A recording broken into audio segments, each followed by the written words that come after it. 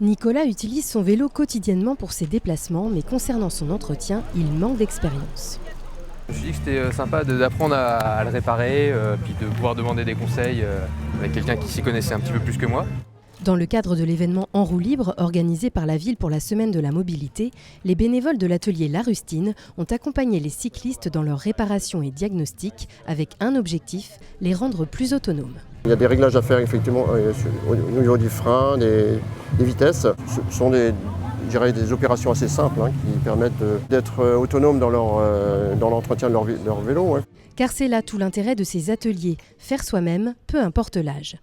J'étais à l'atelier tout à l'heure de réparation crevaison.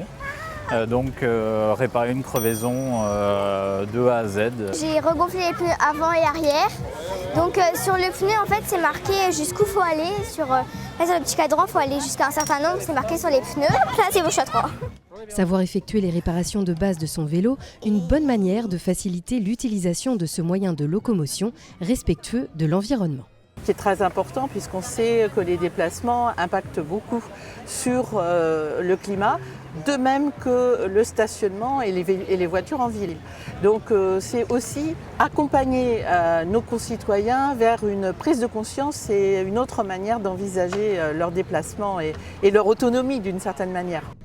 Les enfants ont pu tester d'autres moyens de déplacement comme le roller ou le skate, mais aussi se perfectionner dans leur utilisation du vélo. Tu t'arrêteras là-bas dans les stops. Avec une bonne maîtrise préalable des gestes techniques, on est plus outillé pour aller après sur la voirie et se confronter à la cohabitation avec les autres véhicules. Entre entretien du vélo et maîtrise des gestes techniques, les usagers sont repartis pleins de bons conseils, de quoi motiver et inspirer les cyclistes de demain.